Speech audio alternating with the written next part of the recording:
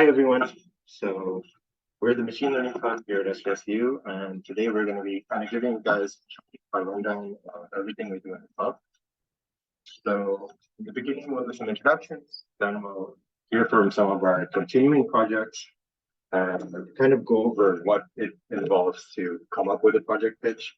Then we'll talk a little bit about what type of membership options we have. So we have general members and project members. We'll explain what that means.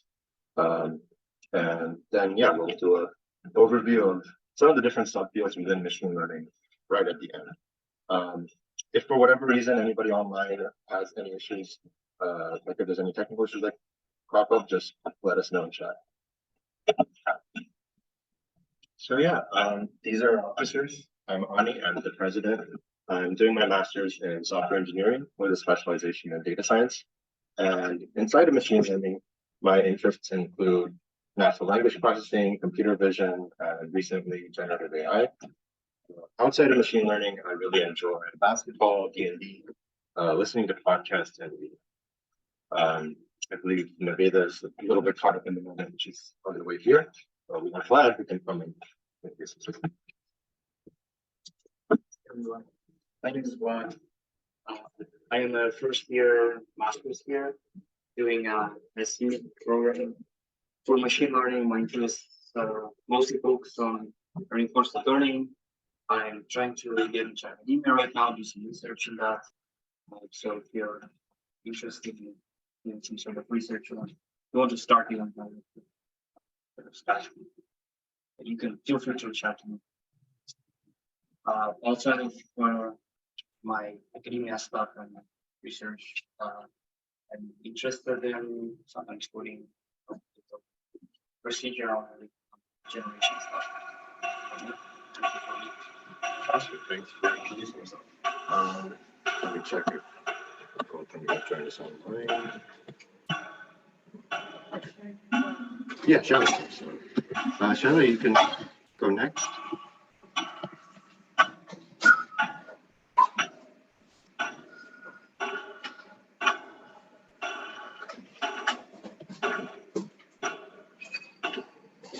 Shayla, if you're there. Hello. Hi, my name is Shayla, and I'm in my last semester doing my master's in computer science. And I'm currently the web developer for a machine learning club. Nice to meet you all. Awesome, thanks for introducing yourself. Maybe this year, so maybe they can come up and introduce yourself.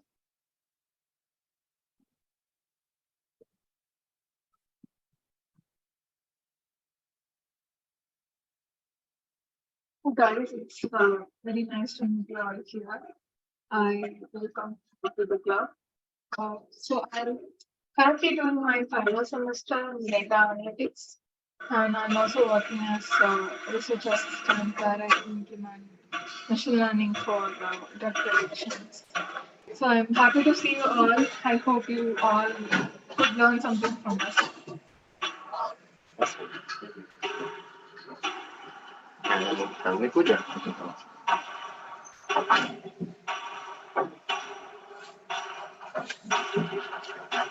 Hey everybody, this is Pooja. I'm doing my master's in computer science in obviously SJSU, and this is my second semester here. My areas of research in the field of machine learning are focused on natural language processing, computer vision, generative AI, and recently time series analysis. And apart from technical stuff, I like reading books. I read a lot, and I listen to music and I watch. And I do play a little bit, but I'm not very good at it. So, yeah, welcome to the club. It's happy to see you. Okay, sorry for all the delay here.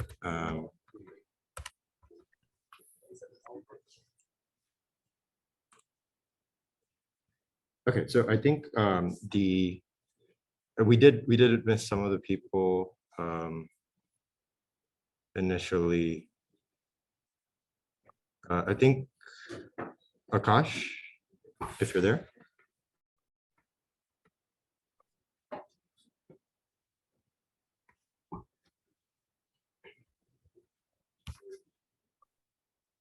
Okay. Alexander?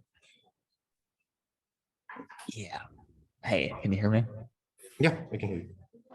Yeah. Hey, my name is I guess Alexander or Alex is cool. I'm a third year CS major and I'm minoring in humanities. And I'm really interested in the philosophy of technology and also like just machine learning in general. And I'm really interested in meeting all of you guys and seeing, I guess, what I can learn from you guys and also what I can teach to you, just coming from a humanities background. So yeah, it's nice to meet you guys.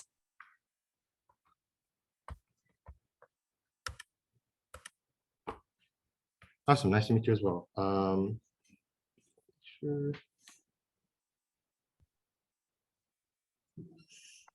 Okay, Alicia, are you there? Oh yeah, I'm here. So, Okay. hi, nice to meet you guys. My name is Alicia or Alicia, and I'm a third year CS major. I'm pretty hyped to see what's going on in the machine learning club, and it's nice to meet you all.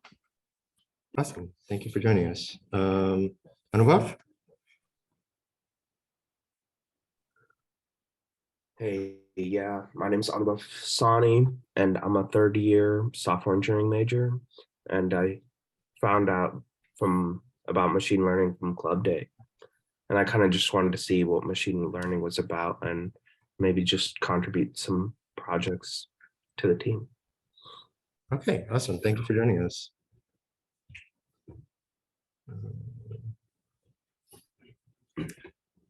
Okay, Dominic? Actually, sorry, I think Dominic might have talked with us.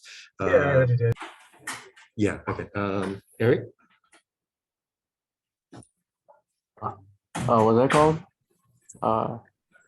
Hi, my name is Eric, and I found out about the machine learning club last semester from Base, and it was my graduating semester, so that was kind of a little bit sad, but like I still decided to be on the Discord, and when I found out about this meeting, I was like, let me just check in and see what's going on.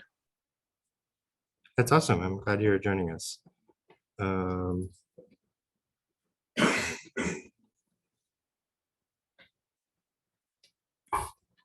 Hari, are you there?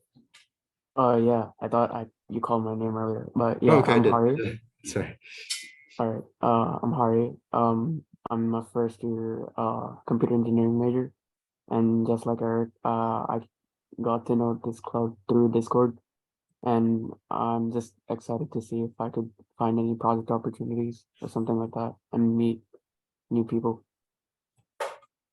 Okay, awesome. I know Hayden spoke with us. Justin?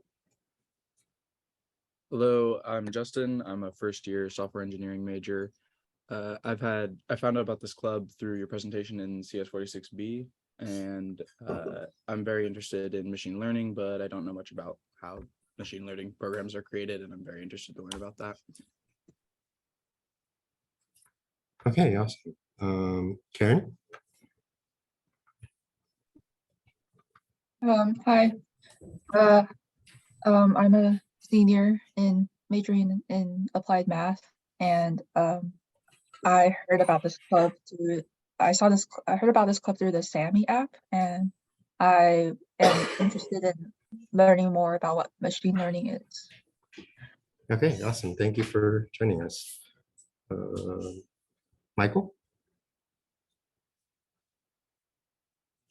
Hello, everyone. My name is Michael. I'm currently a master's student in data science. And I just found out about the Machine Learning Club yesterday. And I'm really interested in learning more about machine learning and also how to more modeling techniques on data and so on and so forth. Okay, awesome. Yeah, no, there's definitely a lot of ways in which you can try to build different models. So yeah, hope you'll be able to pick up on some of that and with the club. Okay, Mridang? Yeah, hi. I am Radan. I am in my second semester of Masters in Computer Science, and I'm really looking forward to what projects and what I can learn from this club. Okay, awesome. Rahul, a familiar face.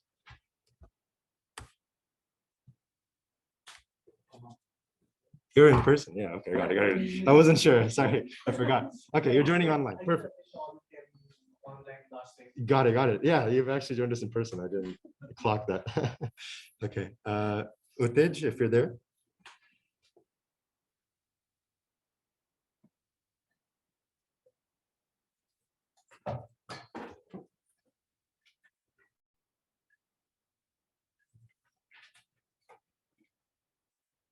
Okay, and last person online, Uzma.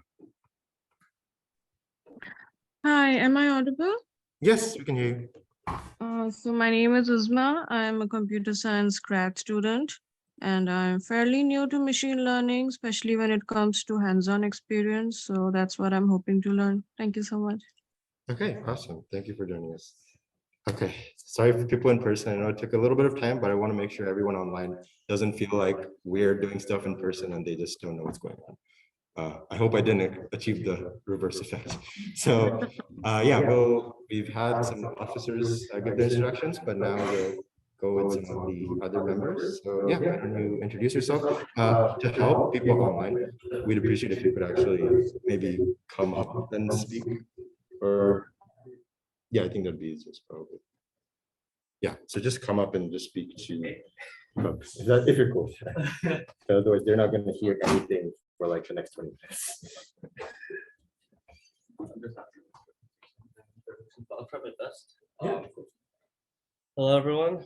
My name is Aaron. I'm majoring in applied mathematics, and I have some form of machine learning background, but I wanted to join the club just to kind of get more emphasis and more expensive knowledge, because the only experiences I've really had was just like doing like image processing and natural language processing. And so I joined this club to be able to have a better grasp with more people who would know a lot about machine learning. So yeah, thank you.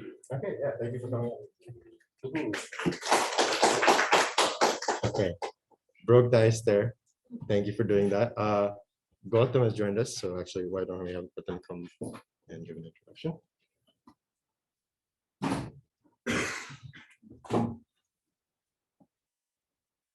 Hello, everyone. I'm Gautam, and I'm doing my undergrad at General Engineering, and I'm in my senior year. I have some experience on natural language processing and recently exploring into reinforcement learning. It's for my startup at the same time. So yeah, besides that, I play a lot of video games. I'm so addicted to League of Legends, but due to my startup, time does not permit me to play anymore. Yeah. Thank you.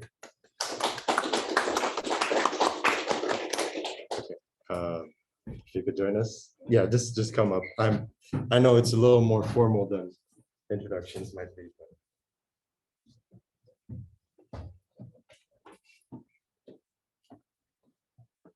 Hi everyone, my name is Joseph. I'm a first year and I'm looking forward to working with you guys. My major is systems engineering, but I'm trying to get into CS.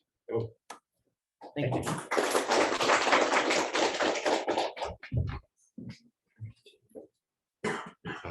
Rahul, if you could join us. Just next person should be on deck, that way. Yeah.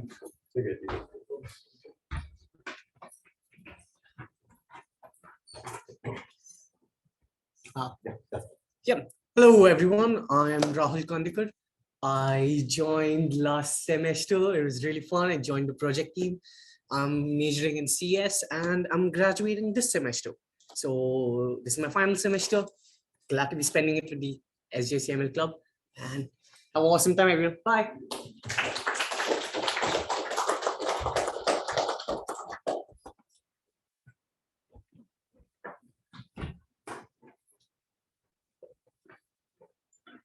Hello guys, my name is Jake and I'm also majoring in computer science, and I just hope to do lots of projects in here. Nice to meet you all. Thank you.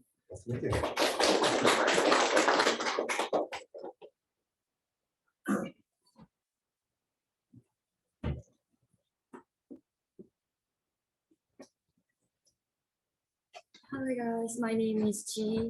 Oh, oh, sorry. And my name is G. I'm major in tourism management, not engineering, not CS, but just I'm one too interested in like making some structure, like something digitalized within the persons in the making tourism. So yes, I have no idea in machine learning yet, but I try my best. Thank you.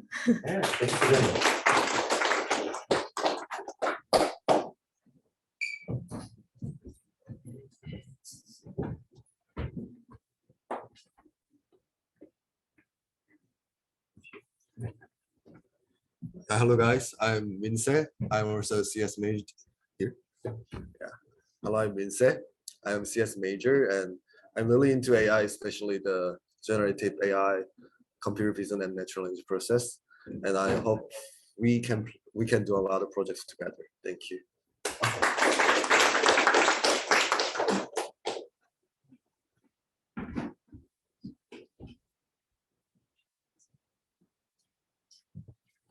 Hi guys, I'm Sanika and I'm a grad student here majoring in artificial intelligence. So yeah, it's great meeting you.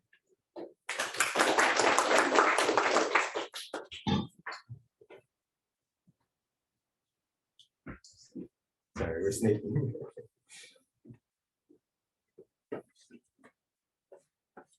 Hi, my name is Namyun. I'm an exchange student from South Korea, and I'm majoring in computer science and very interested in artificial intelligence. Thank you.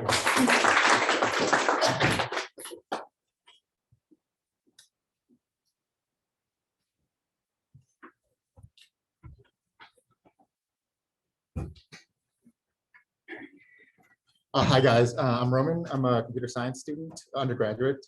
I took machine learning with Fabio last semester, so now I'm interested in actually applying it. Yeah, and I'm actually here because my professor Rula invited me. Not invited me, just she posted that poster. Yeah. All right, yeah. Awesome. Thank you for that.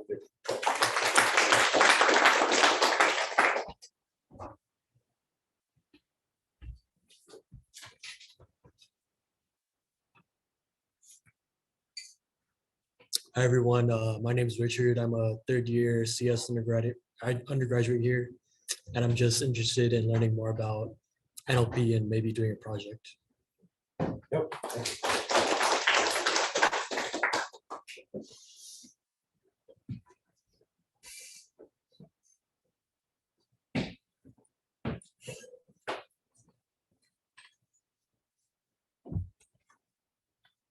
Hi everyone, my name is Robert Yav. I'm a fourth year applied mathematics major, and I'm relatively new to machine learning, so I hope I can spend some time with you guys. Thank you.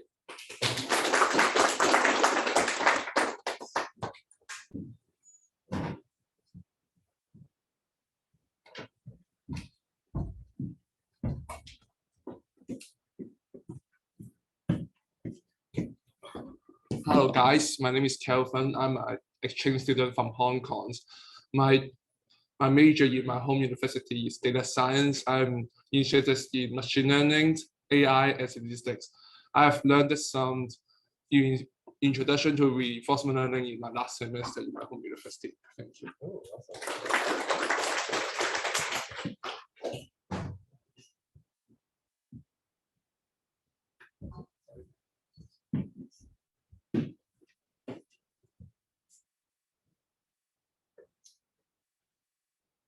Hi, I'm Mona. I'm a third year computer science major, and I learned about this club when you pitched it yesterday in our AI class. So I wanted to just apply what I learned and learn hopefully some more.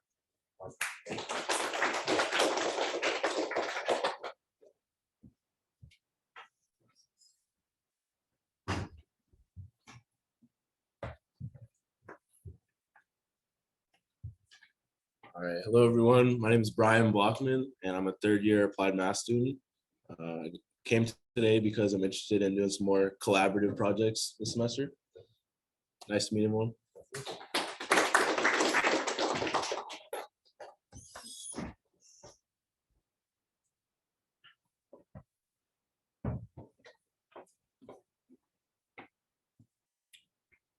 Hi everyone, my name is Kevin, and this is my last semester here as a CS major. and I'm enrolled in an ML class right now, so I thought it'd be a good idea to also join the club. Nice to meet everyone.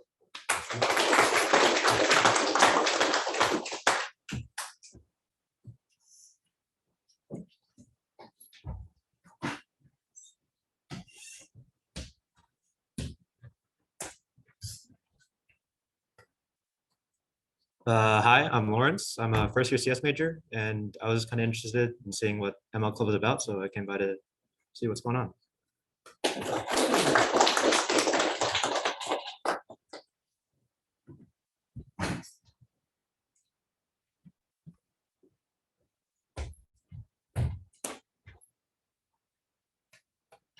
Hi, my name's Nathan. I'm a physics major right now, but I'm hoping to change into CS. And I kind of just wanted to join this club to just get knowledge from some older students and just get better at programming.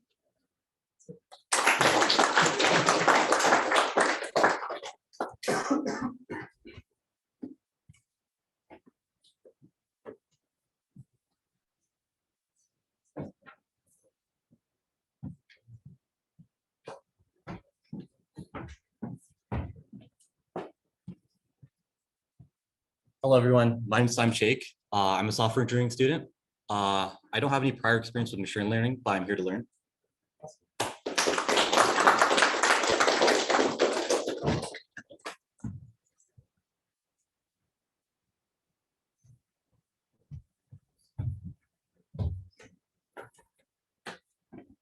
Hello everyone, my name is Edric. I'm a second year electrical engineering student, and I'm looking to learn as well as implement some machine learning into my electronics engineering club. Yeah, thank you.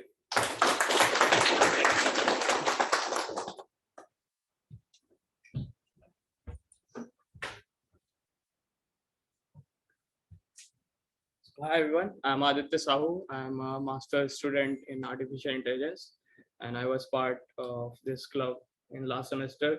So I'm still in progress with the previous project, hoping to complete the project in this semester. Thank you.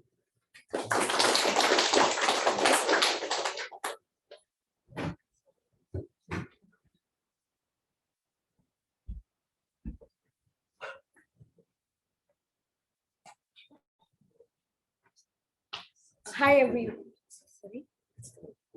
Sorry. Here? Yeah. Hi everyone, I'm a data science major. I'm currently a sophomore and I wanted to be a part of projects, and that's the reason we joined this club. Thank you.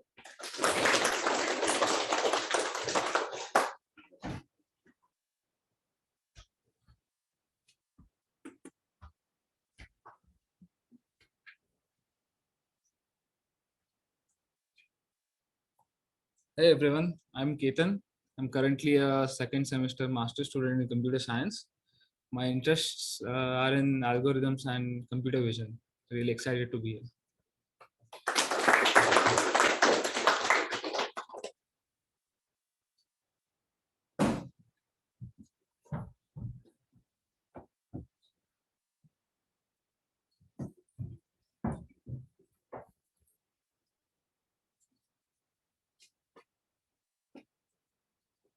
Hi all, my name is Gaurav. So I'm a master's student in my second semester, and I've already taken courses like NLP and machine learning this semester. So hoping to find out more about that here.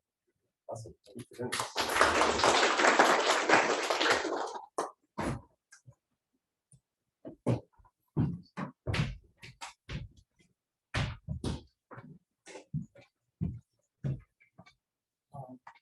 Hello everyone, I'm Sai Krishna. I'm actually pursuing my first semester master's in data analytics major.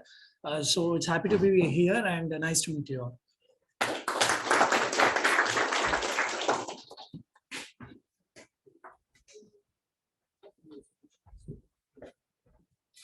Hello all, I'm Prasad. I'm from Chennai, India, and I've been working as a software engineer for almost 10 years. And I've joined as the first year graduate student in data analytics. And I'm always interested in this kind of ML and stuff. So I wanted to have a deep dive in this. So nice to meet everyone.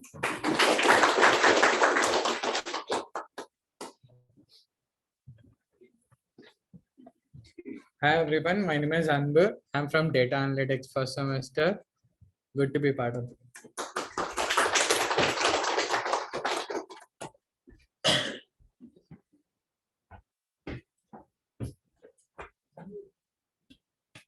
Hi everyone, I'm Akanksha. I'm an MS in AI student. I'm currently in my second semester. I've been in this field for a couple of years now, and when two people, one in my AI class and ML class, both said there's an ML workshop, I'm like, okay, sure, I'm gonna come and see. And I look forward to doing some collaborative projects, and I'm interested in both computer vision and NLP, so I like to do something using both or either. Yeah.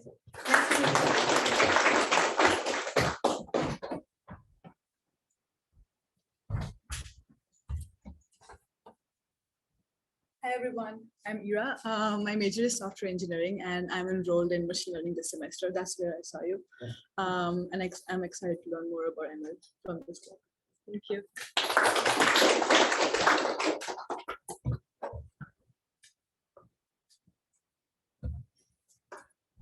Hi guys, I'm Daniel. I couldn't hear anything on Zoom call, so I came here instead. I'm a first year in CS. I'm just interested in machine learning because of a friend, and that's it. Okay, thank you for joining us. Okay, yeah, that roast was well deserved. This could have been at least a little bit shorter if there weren't technical issues. Thank you to everyone for bearing with that. I hope people aren't too tired after that very long introduction, but I just wanted to make sure that we put a face to everyone who's going to be a part of the club, because we have quite a few people here. So yeah, now we'll take a little bit of time to actually hear from some of the projects that are continuing. So Rahul, if you could come up and talk about the cancer classification project, that'd be great. Sure, absolutely. Yeah. Yes, anyway, while I'm walking, creating this screen share. Yeah, of course.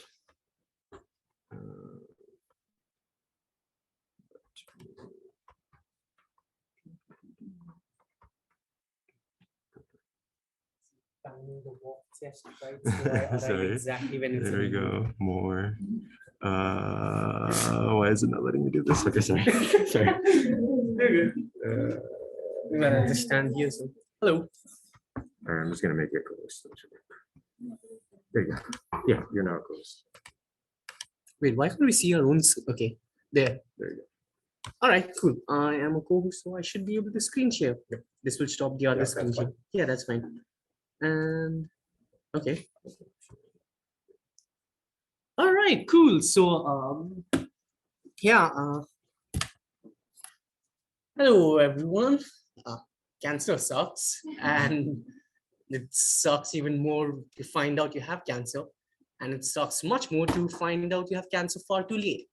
So what we are working on is trying to create machine learning techniques to detect cancer. And we're starting with this one Kaggle data set. And this data set is filled with images like this. All of these images are images of cancer, of breast tissue cell samples.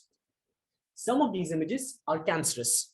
Some of these tissue samples are cancerous. Some of them are benign. I can't really tell. I'm not trained as a doctor.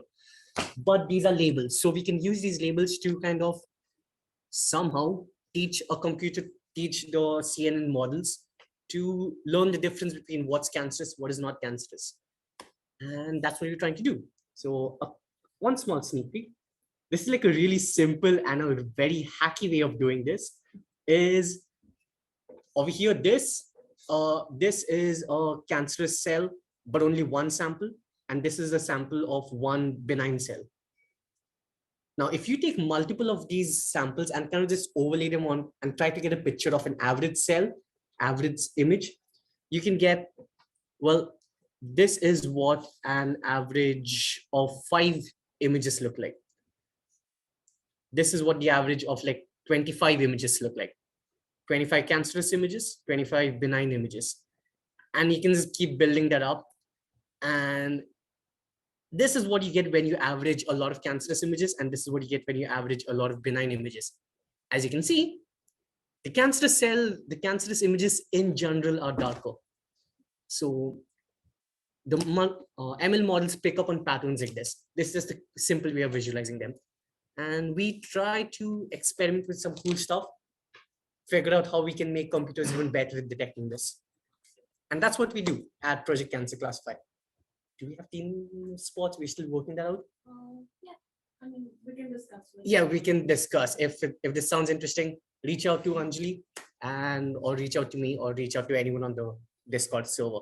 Am I talking for too long? Should I? No, you're not talking for too Okay. long at all. So just to clarify on the Discord server point, we will be updating the active projects in Discord. Yeah, actually, it's a great place. Yep. So right over here. Okay, Project. let me. I'm not sharing that Yeah, part. yeah, yeah. I just Let me- realized. No worries. So yeah, so we have different active project.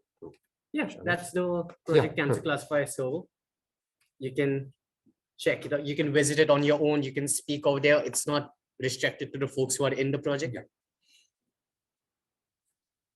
So yeah, if you're interested, feel free to message there. Feel free to message Anjali or Rahul. Yeah, thank you for telling us more about your project.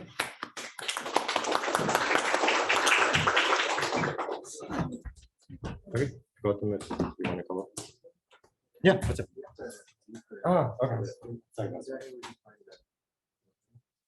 Yeah, we'll post it. Thank you for joining us. Okay, so this is another project that is a continuing project.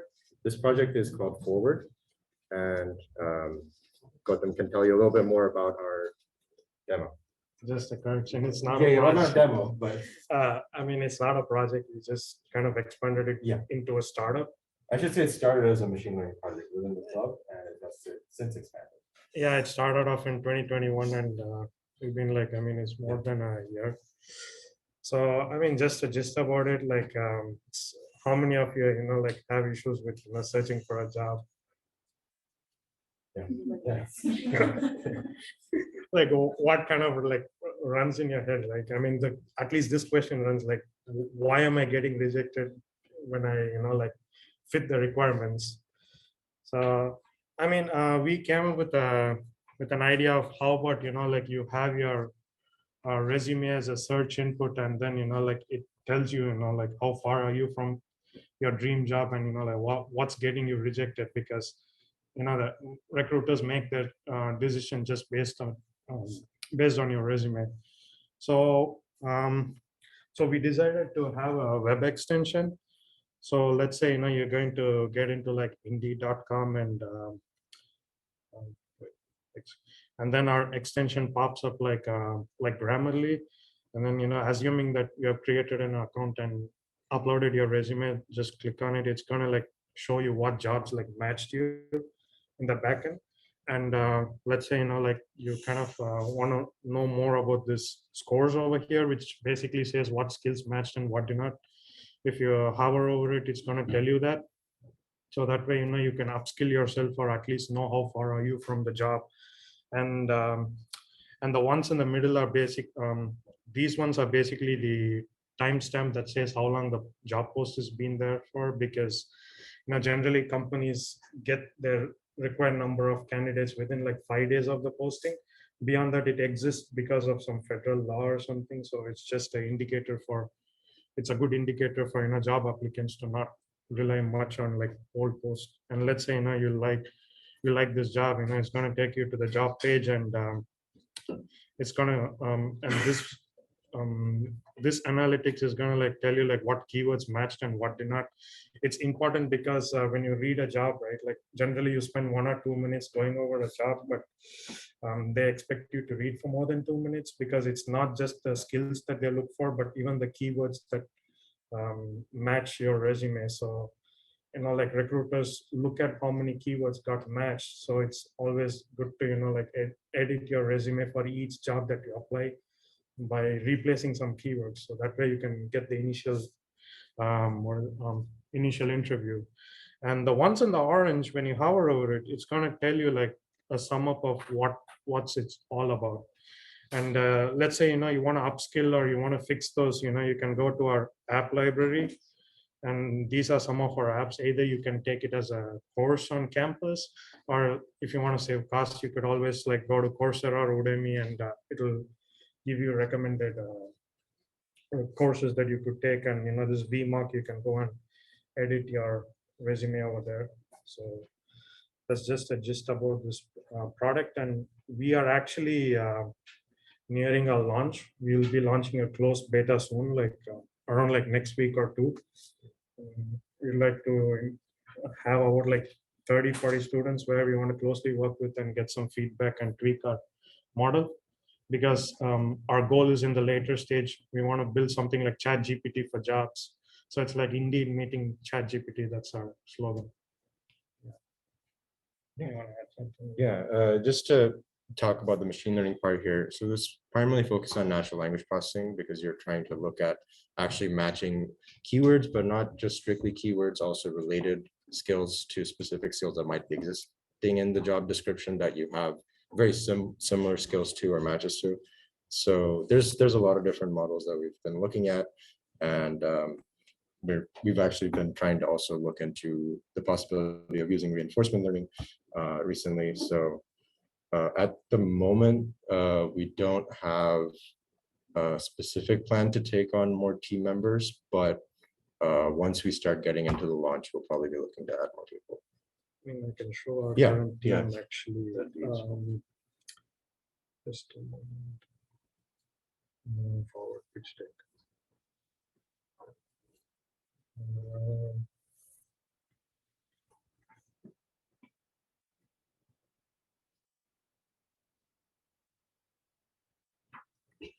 So, I mean, this is our current team.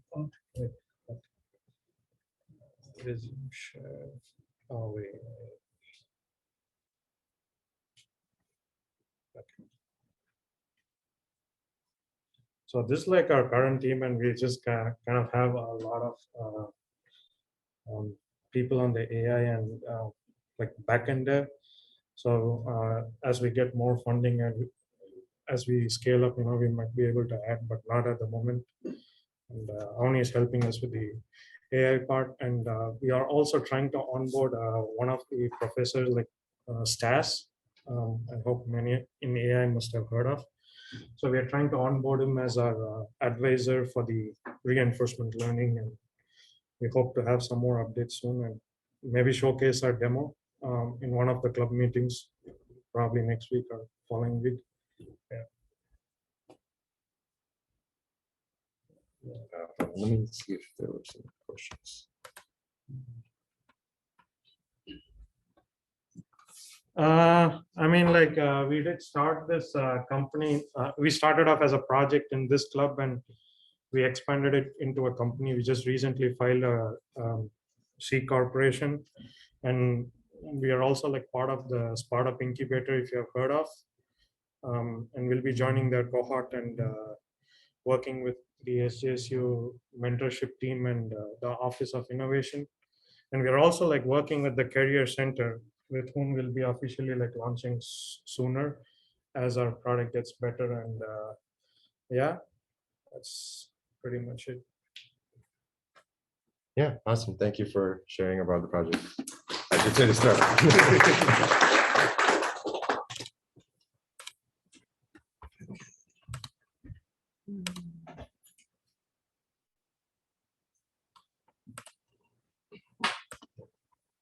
Okay, yeah, so I think we'll also have maybe one or two other projects continuing, but I'll give people a chance to prepare a little bit more. We'll be having project pitches ongoing, not just this week, but the next couple weeks. That way people have a little bit of time to think about what type of project they might want to work on. So I'll very briefly just go over some of the things that might be useful to keep in mind when you're like starting very vaguely with what a project might be, and then there'll be a little more details later, but let me see if I can make this. Okay, perfect. So, in general, when you're trying to think of a project idea, this is just a document we've set up just to help you get started about ideation. Think about what type of problem you're trying to investigate. Data is really important when you're trying to start any project, and especially if you're trying to do a project that doesn't have a data set already that's associated with it. This can be the even harder step. Like this is hard in industry, forget about if you're a student. So that is something that we really encourage people to really think about before they like run with an idea. Just because if you don't have a data set, this could really extend the timeline for which you might be trying to do a project. So if you're comfortable with that possibility, we're all game to like help you make that happen, but it's just something we want to make people aware of. And then, yeah, there's other steps here in terms of like thinking about what methodology you want to use. Definitely doing some literature review, looking at what work already exists, not just like in terms of research papers, but looking at GitHub or other repos where, you know, you can find maybe some references of what people have already tried. And then I think it's always good to have like a plan of like, what is your success metric for your project, right? If you're trying to do it over a semester, where will you be happy getting to? Do you just want to do a survey of this like problem landscape, or are you trying to actually achieve a particular goal? So there's some more information here. You don't have to worry too much about doing any actual like diagrams or anything. This is just something we've put there in case you really want to like take it to that next level. And especially like if you're trying to you know, showcase it on your portfolio, it's something that we do recommend considering, especially if you're like trying to do any sort of deployment of the model you end up using onto the cloud or something like that. But that's not a requirement. You can do a project that is not on the cloud. We just wanted to have this reference here in case that was something you're interested in. So yeah, a bit late into the meeting, but I just wanted to make sure that A, we got to know everyone, and B, you got to hear some of the actual projects we do, so you have a hook. But now a little bit more about the club itself. You know, of course, we're a community of students who really are excited about machine learning. You can see that from some of the projects we've already had, and of course, hearing from some of the people in terms of the areas of machine learning they're into. As a club, we also really want to help people get into industry.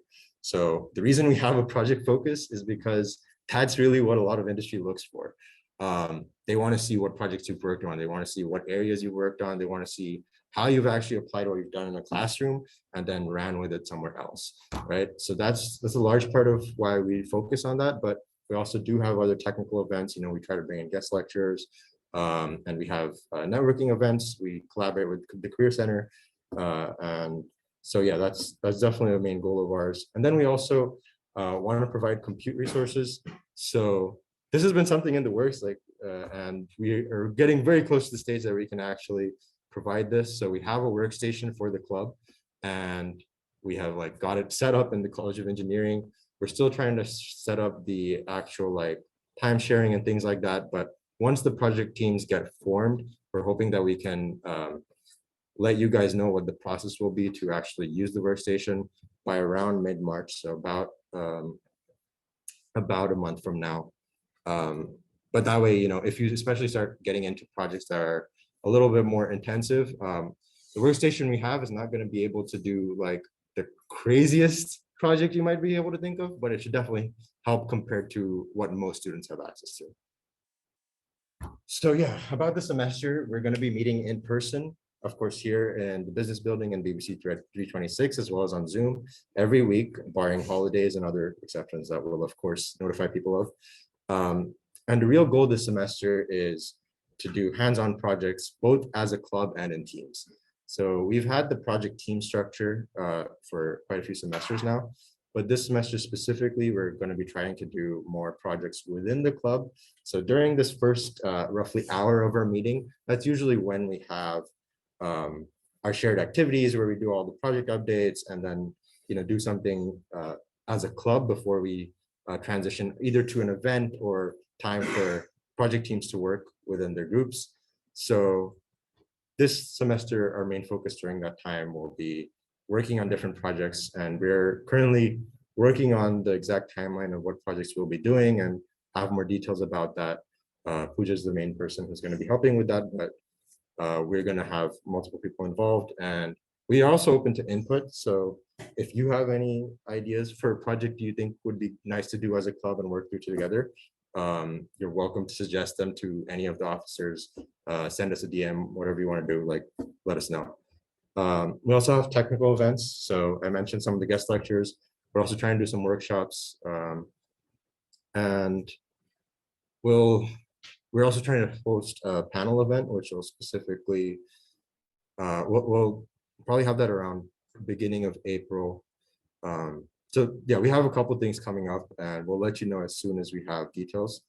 And we also have social. So we had our first social last Friday. thank you to everyone who could come through. We'll probably have another social within the next couple weeks. So we'll let you know about those, but that's really the overview of what we're going to be doing as a club this semester. So how can you join us? So we have two ways in which you can be a member. One is to be a project member, and that's very specifically if you want to work on some of these project teams, like those projects you just heard about, right? And then, the one thing I will mention is that is quite a bit of a commitment. On average, people tend to spend around 3 to 4 hours per week if they become a project member. That's including our meeting time. But of course, that can vary. Some weeks, you might be working more, some weeks will be less. And really, obviously, the benefit of this is that you actually get that hands-on experience and really learn from other people, maybe, make connections with people who you can go and maybe have future classes with. It's really a great opportunity. And we encourage people to also lead projects. You don't just have to be a member. And that's why we have the project pitches at the beginning of each semester. That way people, if they've had an idea that they've had, or they come up with one, you can just pitch it to the club. And if there's interest and distraction, it becomes a reality. It's really as simple as that. So because this is a time commitment, and we realize that it is, we also do have a general member option.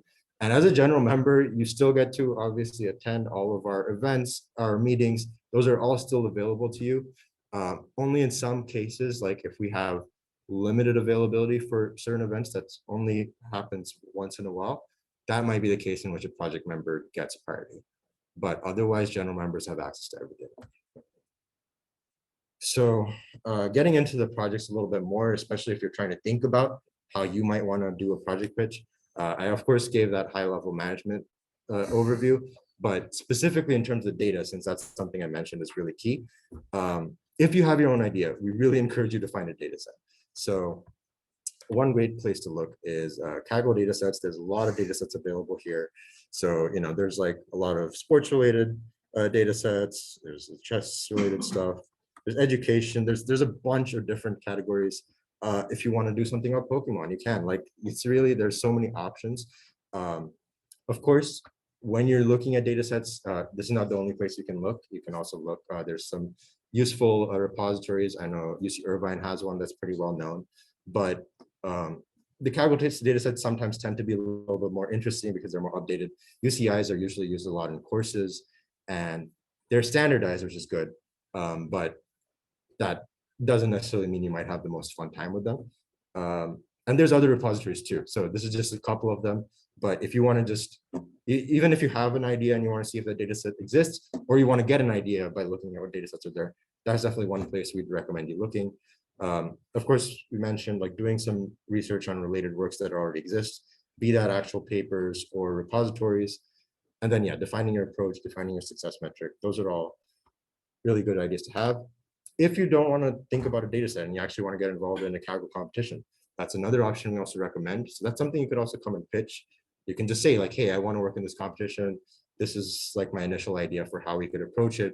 And so, there's, we're going to be talking about Titanic a little bit more later when we're getting to the trial project stuff. But you can see like there's some pretty big competitions going on now. This timeline makes it a little tough to realistically say anybody will be able to participate in this, but just as an example, the NFL has a competition with $100,000 in prize money for a computer vision related project, right? And so there's different big competitions that happen. You can also participate in a competition that isn't money based, because as you may imagine, that usually requires you to have done a couple of projects in the past to really do well in those. But yeah, you have various different types of projects that exist, and there's usually something for any type of machine learning you're trying to do. So if you're trying to get into natural language processing, computer vision, reinforcement learning, there's a competition out there for you. So those are the kind of approaches you can have when you're thinking about projects. In terms of the actual process of it, it'll start with pitching your idea and then finding team members. You'll get club workstation access, as I mentioned, within a month or so. And then we'll be having project updates every other week for each team that eventually forms a project. We won't have project updates for a little bit of time aside from the continuing projects because it'll take time for project teams to officially get formed. And then at the end, which will be about a month before the semester ends, just because people get very busy at the end of the semester, we're going to have our project demo at that point. The project demo does not need to be something that is a finished product. But you obviously, if you have a goal for the semester, we do recommend you try to get it done by then before things get really crazy at the end of the semester. So, this is, unfortunately, this repo is private now, but this is just an example of like the kind of repo somebody made for one of our previous projects. So, if you want to have a demo that you can actually showcase on your portfolio, it's a great way to do that as well while you're doing this kind of a project, right? So, okay, what's the actual criterion for being a project member? Well, if you're a previous member, you can be a project member.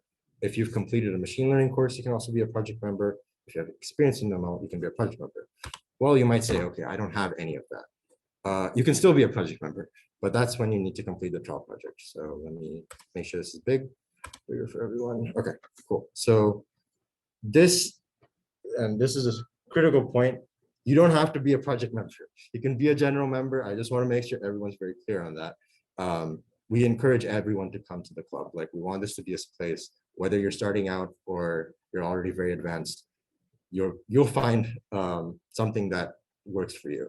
So in terms of the trial project itself, it has been designed so that anybody who doesn't have any background with machine learning will actually be able to do this if they are able to do a little bit of work in terms of looking things up. Now, we have referenced a couple of things that will be useful for them. So, you have to sign up for a Kaggle account for the Titanic competition that I was mentioning. So let's just go over there real quick. So the project itself, this is one of the two options you have, but this is usually the one people end up doing. So this is a pretty widely used data set on Kaggle, and what you're trying to do is you're trying to predict which passengers from this data set will survive and not survive. It's a bit morbid, but it's, I think, an interesting way for people to get used to working with the data set, doing some exploratory data analysis, making some data inferences, getting used to using Python, using Jupyter notebooks or any other environment. So that's really what the goal of the project is. And so you can look up articles. There's actually a tutorial. There's also a video. And the great thing about Kaggle, which I'll just point out right now, like, there is existing code for a lot of these competitions that you can look at. Now, we do encourage you to, we definitely want you to cite your sources if you do end up using one of these repositories, just so we know that you did that. And if you can, we do recommend that you don't just try to copy the entire notebook. If you get stuck at a specific part, that's when you should do that. And so the final outcome will be you'll actually have a test CSV file that you'll be submitting to the Kaggle website. And once you've done your whole process, then you can submit the Jupyter notebook to our club email. So in terms of the timeline for that, we would ideally like people to be able to finish this by next Thursday. I know that's a kind of short turnaround, but this is not a project that should take more than around 6 hours. If it takes longer, that's okay. You don't have to meet this deadline, but the reason we have this deadline is because we do want people to get through this stage quickly so that they can then actually join the project teams, because this is intended for people who want to join those project teams, right? So if you have a machine learning transcript or something like that, you can also send that to us by that deadline. That way we know that you have that background, and so that way you can actually become a project member as well. In terms of the other option for the trial project, you could also implement a convolutional operation. So this is if you want to actually kind of get a little more of a theoretical understanding of something in machine learning. So if you haven't heard about what a convolutional operation is, there's a resource here from one of Stanford's courses, which really gives a nice breakdown of what it is. Effectively, this is used in some deep learning models. So it kind of gives a really nice breakdown that you can read if you want. And so this is another option you have. If anybody goes this route, just, you know, it doesn't have to be something that is too long, but it's probably something that has less, there's less tutorials for this one. So if you feel like you've already had a lot of machine learning experience, you know, maybe you want to do something a little bit different than just doing a Kaggle data set, there's an option for you. So yeah, these are the two options you have for a trial project. It's not required for everyone. This is only if you're trying to become a project member. But if you have any questions, I'd actually be happy to answer them now about the trial project specifically, or what it means to be a project or general member. Yeah. Oh yeah, I will actually, let me post that real quick in the announcement.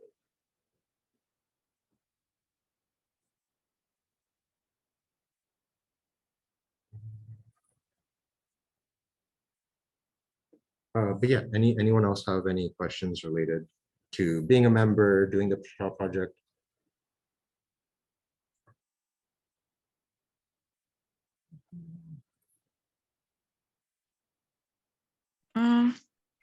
Hello. Yeah, hi. Hi.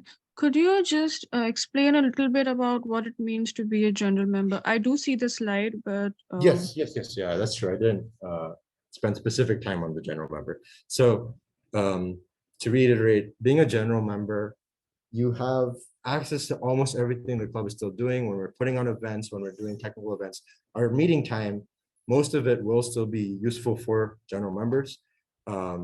But there will be some specific parts of the meeting, usually the second half, but that's not on every week, where we'll be breaking out into our project teams and working on projects. And so in terms of what we'll do, you know, we have the guest workshops and workshops, guest lectures and workshops, as I mentioned. We'll be doing that focus on mini projects where we're working as a club during the first part of the meeting. And then we'll also have some career opportunities. So that's possible through our collaboration with the Career Center.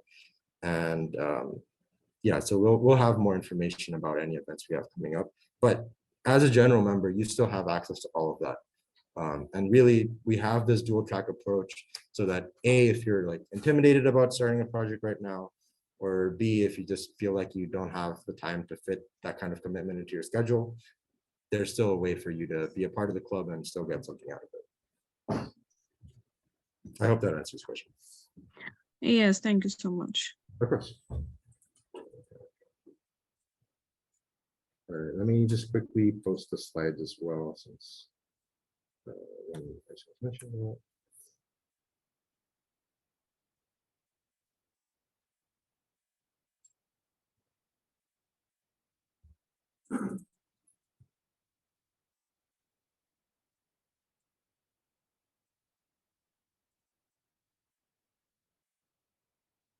Okay.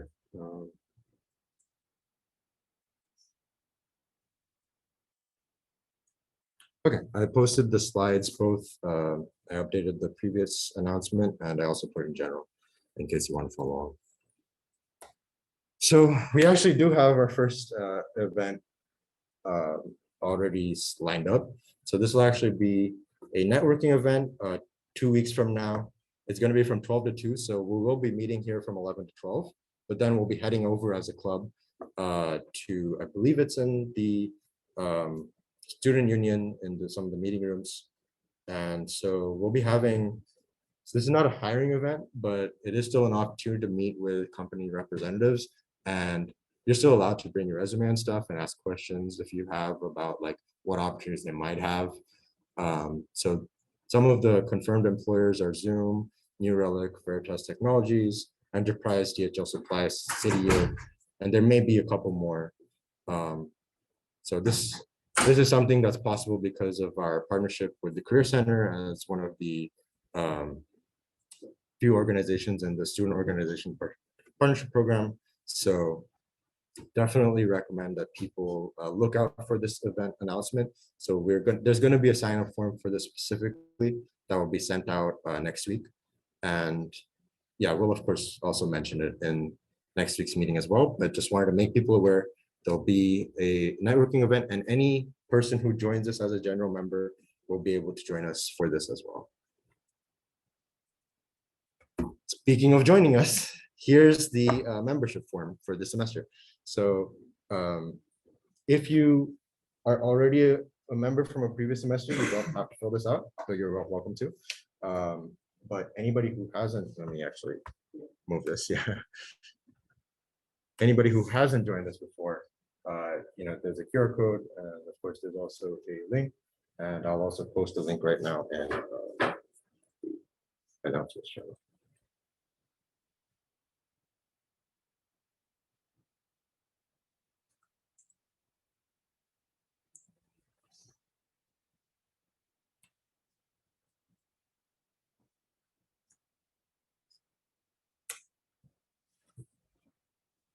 So yeah, let me quickly, if people have gotten a chance to scan the QR code, I can just show people what the form looks like real quick.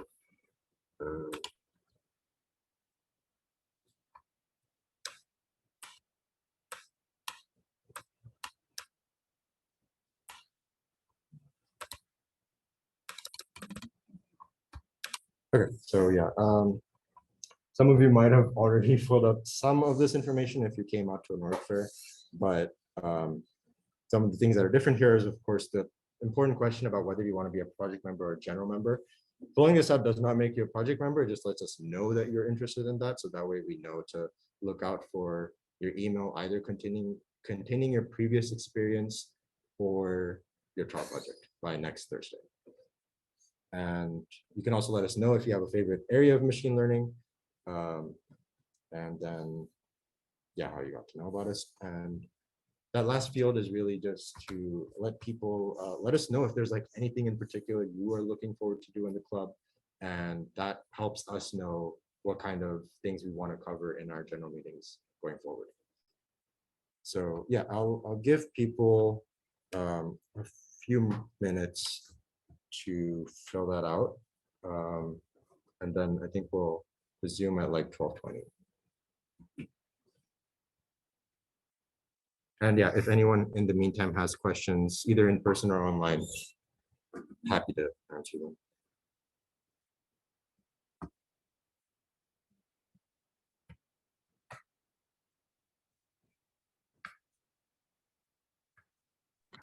I have another question. Yeah, of course.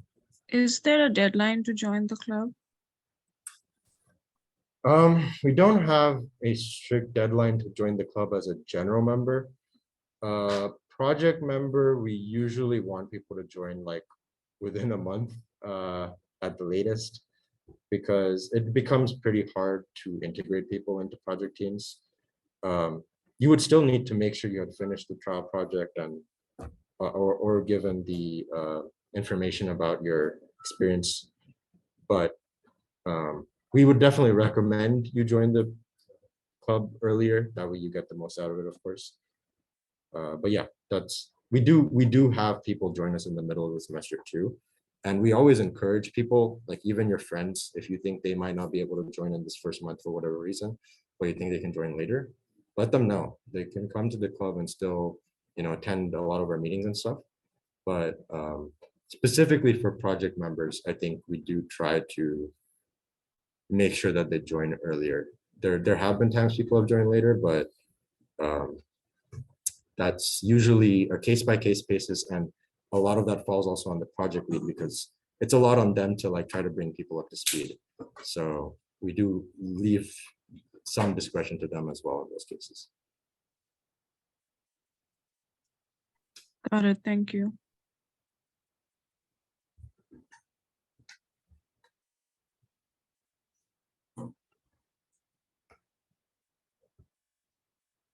Okay, yeah, I hope people got a chance to fill out the form. We still have obviously a lot of time to do that, but I appreciate people who did.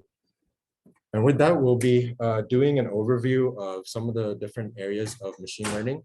So for people who have a lot of experience or knowledge of machine learning, I apologize if this part is not as interesting. We also have this specifically at the end so that if you've gotten all the information you need, you can leave at this point if you want.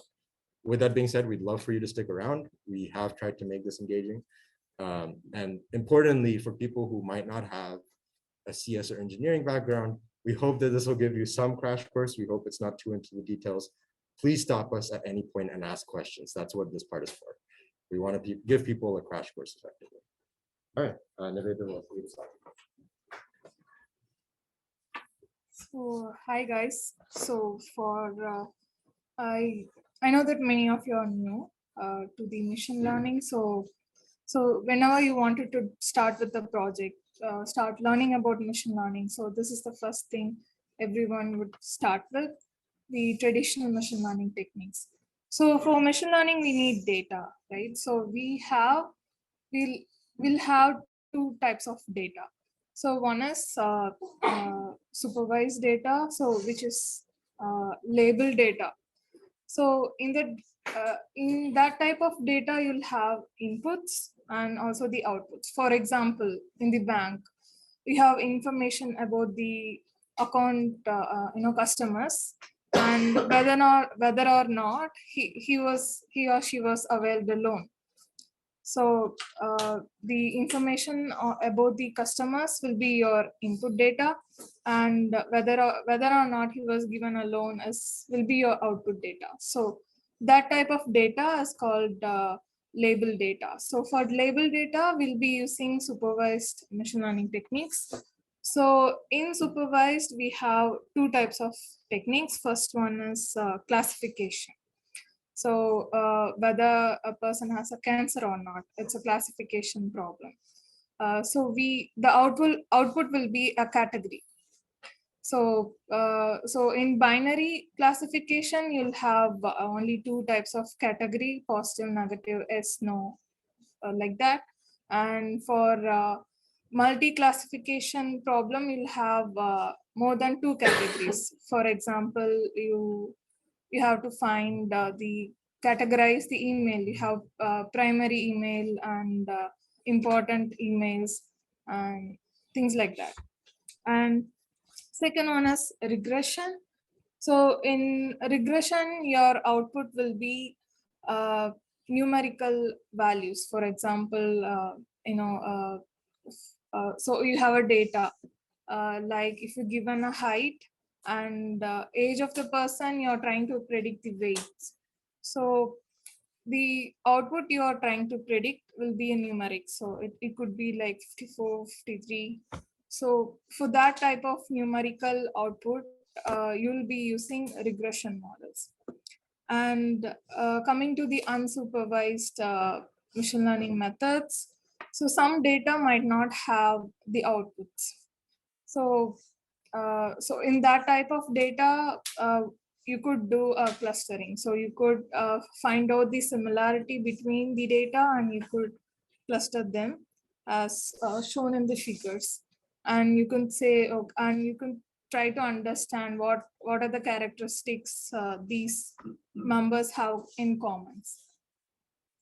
And other techniques that you can use with traditional machine learning stuff is feature extraction.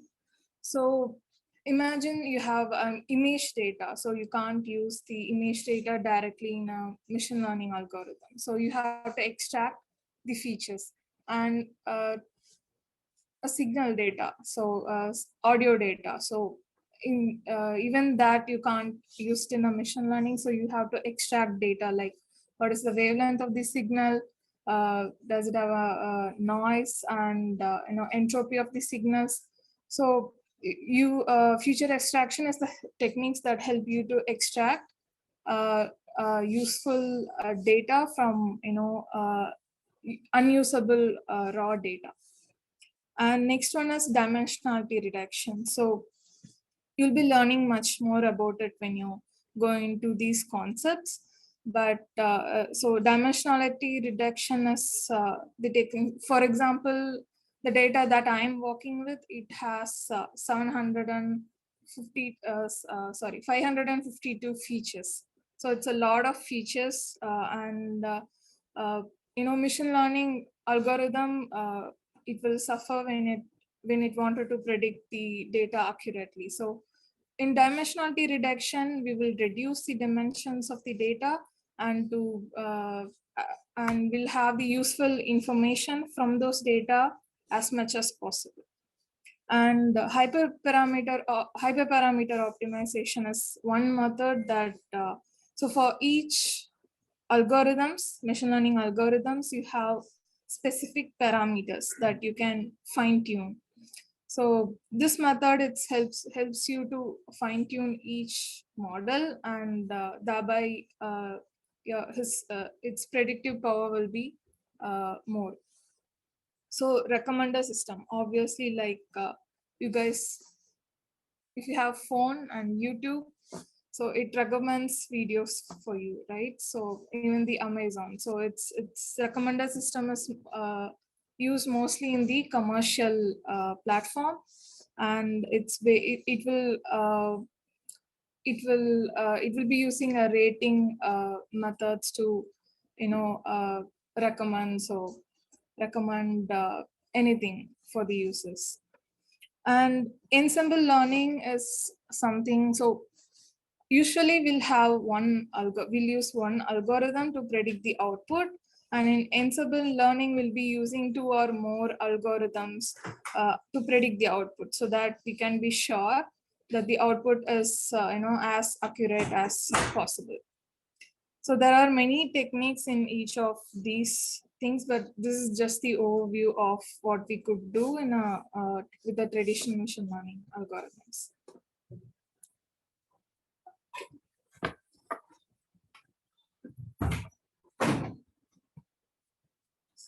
Reinforcement learning, the problem formulation is a bit different, where we are trying to use this learning part to do some sort of optimal decision making in a given environment. So usually, for example, you would have something like the problem of balancing a pole or balancing a humanoid robot or something like that. The way you would go about designing some sort of like AI to work on this, you would need to know a lot about what's the actual field, what's like how does the robot joints work, what's the physics of this, how can you like come up with this perfect control strategy, do this. With reinforcement learning, what you do instead, you can specify what is the good output behavior, or what does the agent get a reward for. So instead, it learns to perform the actions that maximize the sort of reward over time. We've seen that, maybe you've heard about AlphaGo, DeepMind's AlphaGo, where they taught the AI to beat the world champion in Go. And I mean, how do you do self-driving cars as well? Designing some sort of manual policy, or like just coming up with all of the rules that you can possibly imagine, that might be way too challenging. So you would have the agents usually interact with some sort of environment in the beginning, not so successfully, but overall they would learn some sort of, not necessarily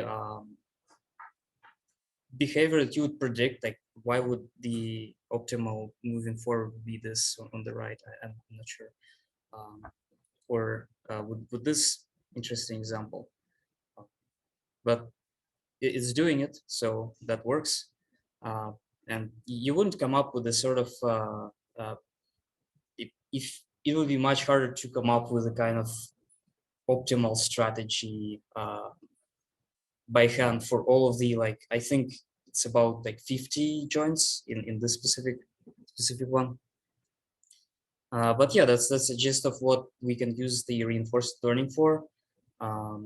There are simpler, yeah, also any sort of robotic manipulation, or just simpler projects where you would just like learn how to land the moon lander, I think this is called. This one is something you can probably run on your laptop. Check that. Yeah, that's what you do with the reinforcement learning. Any questions on this?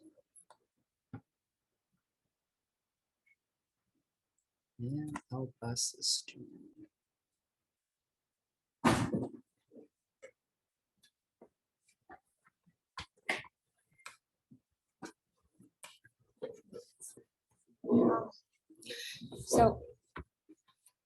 So my goal was I knew a lot of you did not have any prior experience in machine learning and some of you did. So having that in mind, I do hope that if you do know what natural language processing is, you learn something from this as well. So this is how it goes. We start off with an introduction to give a background to those who don't have any knowledge of what NLP is.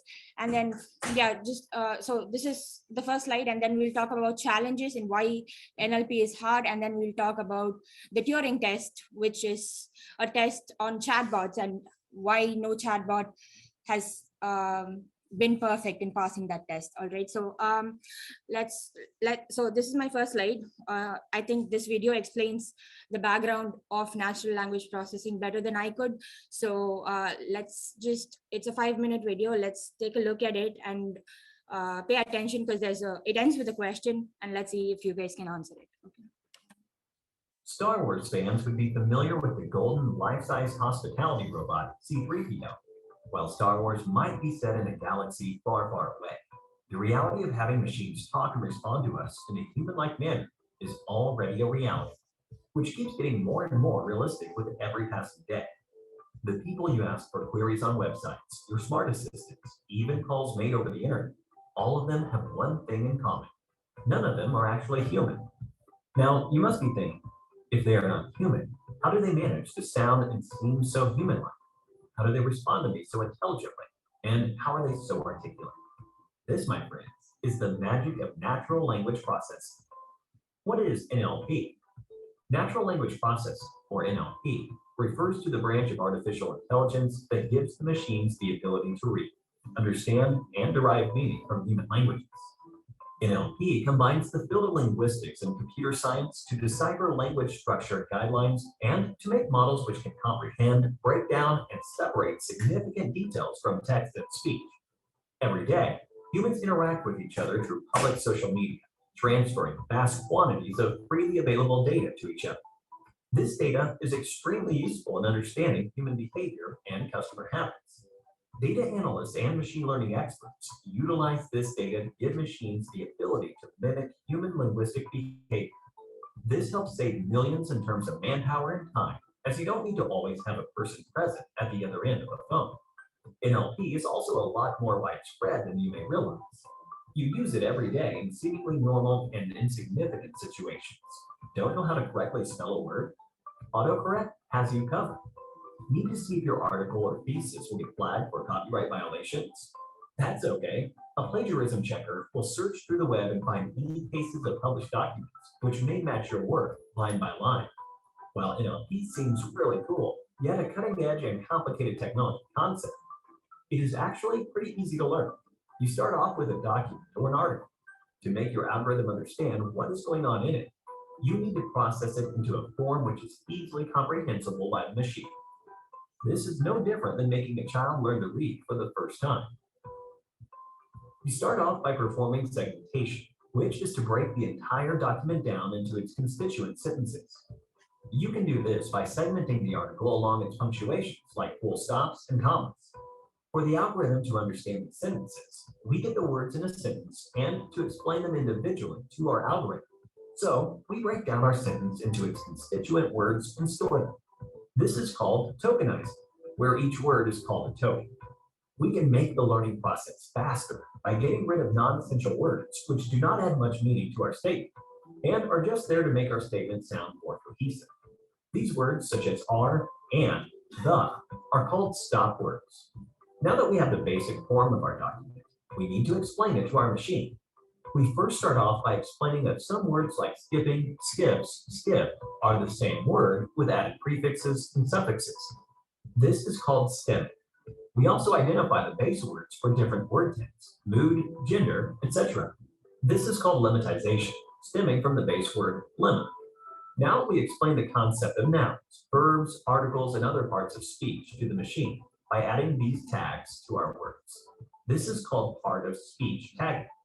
Next, we introduce our machine to pop culture references and everyday names by flagging names of movies, important personalities or locations, etc., that may occur in the document.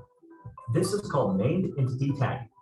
Once we have our base words and tags, we use a machine learning algorithm like naive Bayes to teach our model humans sentiment and speech.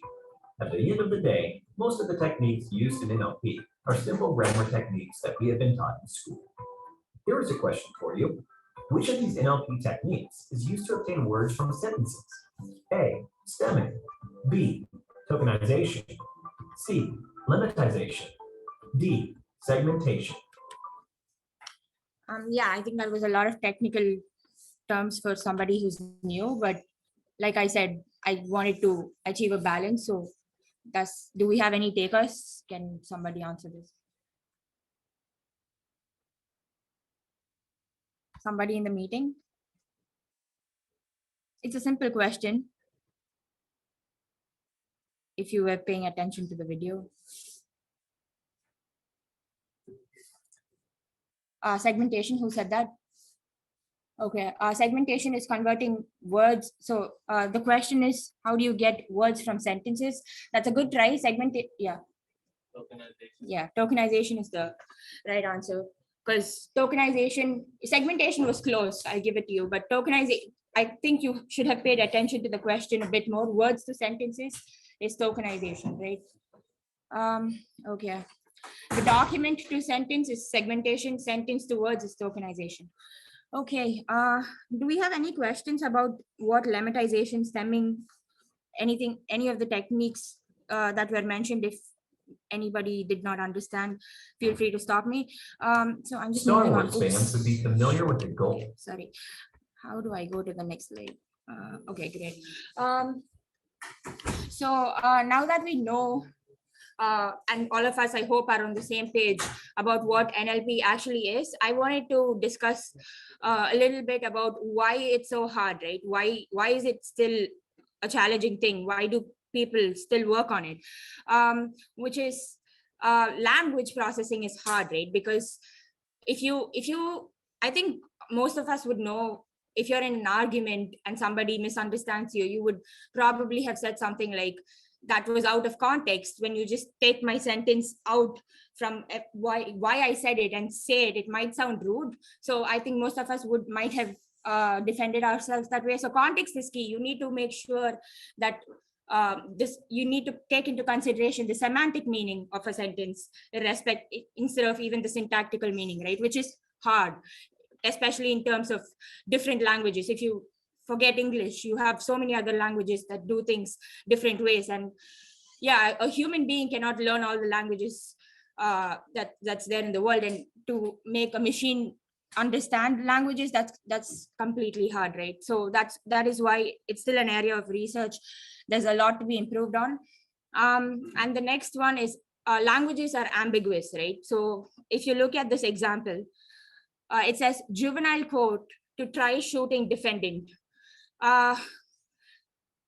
You can take a while to read that again. Here, try, they're using the noun form of trial, which is what they're trying to say is there's going to be a trial where a person who has been accused of a shooting is going to defend themselves, right? But there's another way to interpret this sentence because of the poor wording, which is the court going to try to shoot the defendant? That's another way. It's an ambiguous sentence, isn't it? So how do you get a machine to interpret this well? That is another challenge. That is an active area of research in NLP. How long do you think you'll take for gas? Okay, great. So, and the next point that I wanted to address was sarcasm is challenging to handle. Again, all of these are problems with languages, right? And an example sentence for that would be, nice perfume, how long did you marinate in it? So is that a compliment or an insult? Would you classify this as a positive review or a negative review when it comes to sentiment analysis, right? Which is a field in NLP where you try to understand user reviews and comments. And the last point that I have, actually it's not the last point, but the penultimate point that I have on this slide is, again, there are idioms in English, breaking the ice, what else, if you guys can come up with a few, kick the bucket and stuff. which you need to train the machine better to learn. That those things are not self-explanatory, right? And non-standard English, I think a lot of us use LOL, ROFL, and all of those things, which would be a problem. And neologisms are, as you know, are new words that keep cropping up, which is not grammatically right? So those are the challenges in NLP, and which is why it's still difficult and people are still working on it. And here was an interesting thing from my previous lecture that I just snipped and put, which is there's something called thwarted expectations and ordering effects, which make understanding of languages even more difficult. So if you look at the first sentence, it says, this film should be brilliant. It sounds like a great plot. The act. So when you look at it right now, you would probably be thinking that it is, they're saying good things about it, right? So you might classify it as positive, but the next part goes, and Stallone is attempting to deliver a good performance. However, it cannot hold up, right? So that the last sentence kind of like lets you know that the entire thing collapses. The first whatever they've complimented, like that doesn't hold true. So that's thwarted expectation. They set your expectations, and that sentence, when you were reading half of it, you would have thought that it would end well, but it didn't, right? So that's something that you need to handle when you're if you're really interested in NLP, and if you guys are planning on working on models.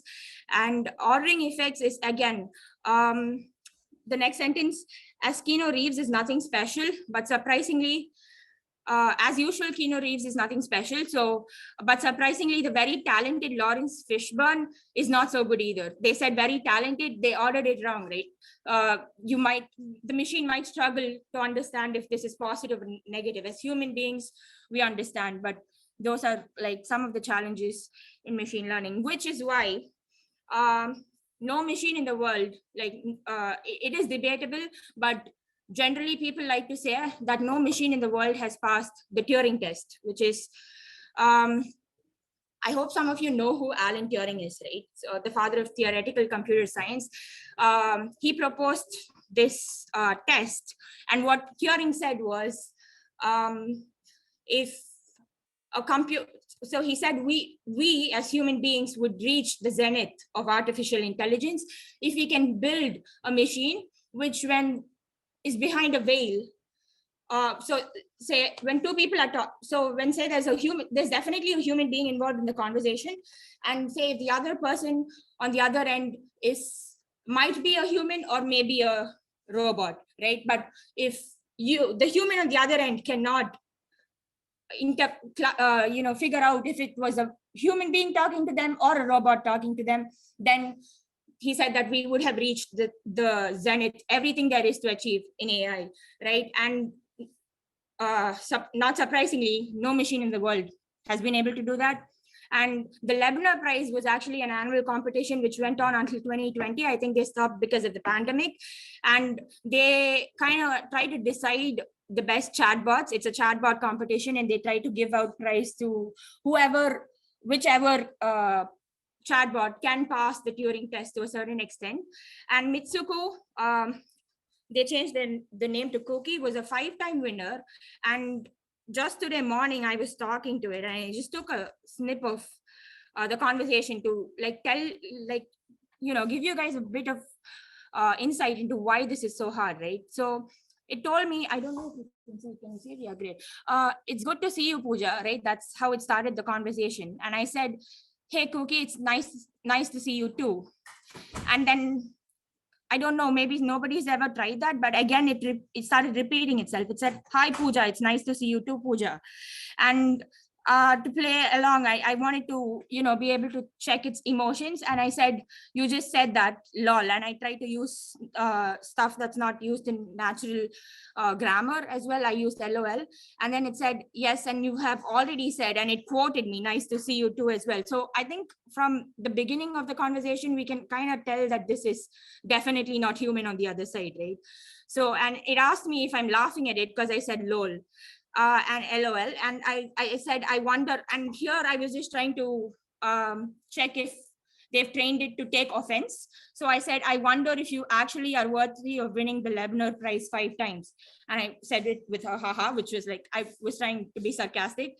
And it said, as long as I'm worthy of respect, anything else is a bonus, which is actually good because it is offended and it's subtly telling me that. So, but yeah, I mean, but the first part was a bit of a goof up, right? You can tell from there that it was not a human on the other end.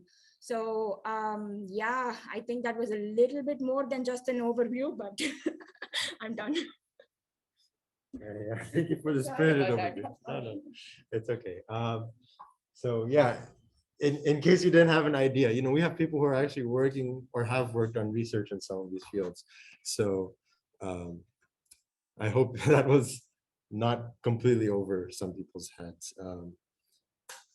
But yeah, I wanted to cover generative adversarial networks. So this is a type of model that isn't the most recent architecture that's used.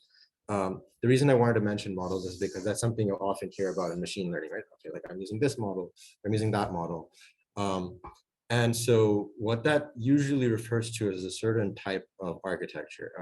And this really, like, if you drill down more, most models are made, like, especially neural network ones, they have to do with artificial neural networks, right? Which are based on models of the brain. That's where AI all started from. That's where machine learning started from. And so this is just one of the examples which I think is useful to help us understand a growing field, generative AI. So that's why I start with this.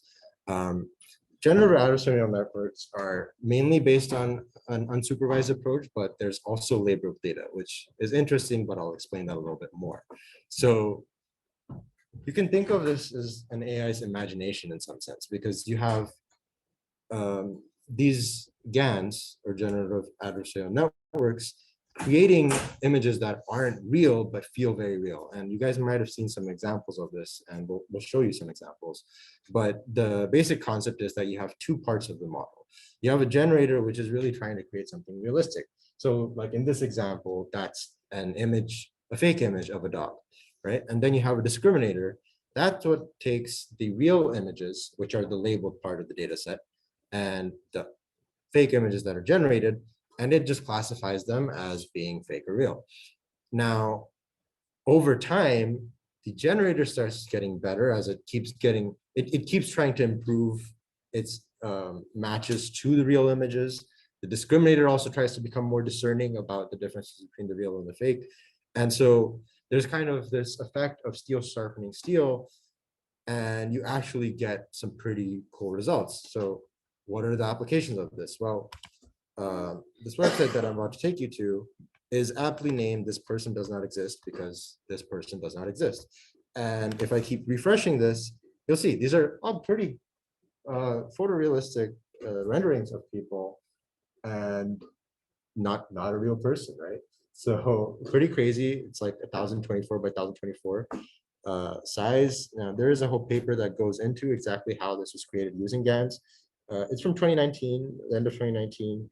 They use style GAN specifically, but it's like one really, I think, visceral like way in which to understand the application that this kind of model can have.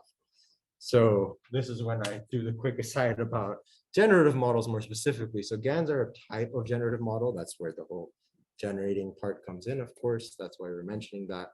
And there's a lot more generative models in the space today, especially in terms of diffusion models. That's the more recent ones that are being used. And there's even newer things that are being researched out there. So of course, everybody's probably heard in one form or the other about ChatGPT. ChatGPT is actually based more on reinforcement learning, and it also uses human supervision, which is pretty interesting. It's a different, like, though there is some level of natural language processing, it's actually more reinforcement learning, not generative AI as much. Well, I mean, it is generative AI, but it doesn't use generative models in quite the same way. Now, one of the previous things that was also very recently released, DALL-E 2, that kind of uses generative models more specifically, like in terms of diffusion models and contrastive learning image pre-training. These are details that you don't necessarily need to know, but I'm just putting it there for people who are interested in that research side. But what is the actual use case of this? So this was released into beta in July of last year, and it's very similar to ChatGPT in the sense of giving it prompts, right? So you can give the prompt an astronaut riding a horse as a pencil drawing, and it can output something like this. And then you can also say in a photorealistic style, and it gives you an output like that. And they have more examples on their website if you want to go check it out. In general, they do a pretty nice job of going through different things that you can play around with. So if you haven't by this point gone around and seen some of their blog posts, I'd really recommend checking out some of those as well, just to get a sense of what is possible in the field. But I think the cool part of this, right, why this was something that caught a lot of people's attention is the fact that there was a lot of semantic consistency between images. So what does that mean? It had a pretty clear idea of what an astronaut meant in different contexts. So like different angles, different settings that it would never have trained on. There's no chance that it trained on this specific prompt before, right? But even things like shadows, you can see that shadows remain consistent. Like even in here, like you can, even in like the pencil drawing and in the photorealistic style, you can see that it's even thinking of the details like shadows at a pretty remarkable level. So of course, this has led to another area of concern, which is very important, which is the ethics of machine learning, right? And the whole concern about, well, what were these models trained on? How much of that was open source? Was any of that copyrighted? And so that is an area of machine learning that is also important to think about, right? Like the ethics of the models that are trained. And at least that's something that I often try to think about. But coming back to GAN specifically, this is an instance which is not only visual, as we were like in the initial example was with the images of dogs, but in this case, you're actually able to even change audio. And so this, I think, is a pretty interesting example because, like I've been doing a lot today, or some of our officers have been doing, if you were talking in front of a camera and recording it for a couple minutes, during the course of that time, you would be saying a lot of different phonemes, which is like vowels, consonants, different like small parts of speech, right? And if you wanted to stitch together different words, you totally could. And of course, this is what allows you to create things like deepfakes. And GANs are often used in creating deepfakes. So less nefarious utilization of that technology, of course, could also be in trying to update videos that already exist and maybe, do something like that or get rid of filler words in somebody's recorded speech. So this kind of gives a very quick insight into how that works. Dear fellow Scal. Okay. Oh no, not. Dear. Not at all.